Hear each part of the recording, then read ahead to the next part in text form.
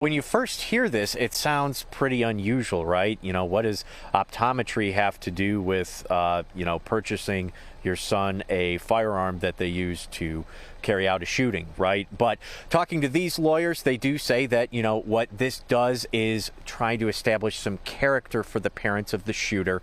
And that's something that they may need because this is going to be quite a trial. There were so many opportunities to save lives. Those 4 children should not be dead. That's what the prosecution will argue as James and Jennifer Crumbley await their trial in January. Each are charged with 4 counts of involuntary manslaughter after their son murdered 4 of his classmates at Oxford High School and injured 7 other people in November 2021. The prosecution alleges the shooter's parents had multiple chances to stop the tragedy. They're saying that they're a cause and effect of this event transpiring.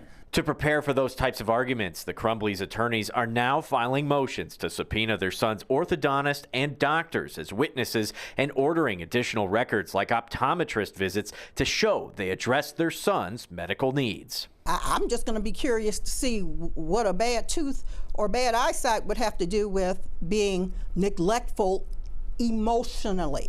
Attorney Lillian Diallo feels the move is a stretch. The optometrist, the orthodontist, where is the behavioral health component? While attorney Todd Perkins says this case is so wrapped in emotion, these requests will likely be useful in establishing positive character for the Crumbleys. They have to present that type of evidence. We made meals for him. We took him to school. I took him to tutoring. I helped him with his homework. Perkins points out in a jury trial, it all boils down to evidence presented in court. So records and witnesses that can prove good parenting matter. That could be helpful. Trials is about being able to tell really a better story than the other side. Diallo says the defense needs to address more important factors, namely James purchasing the gun for his son, Jennifer taking him to a shooting range, and leaving him at school instead of taking him home the day of the shooting. I watched days and days of testimony where he asked for help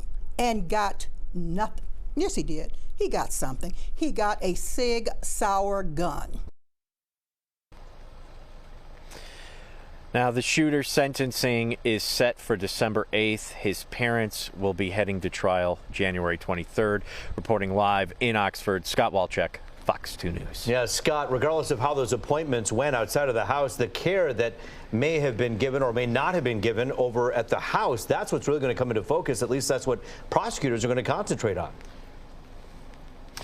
Yeah, I think that prosecutors certainly have a lot to concentrate on, right? As you heard, there are plenty of times where, you may kind of scratch your head a little bit on exactly, how they could have let some of these warning signs go.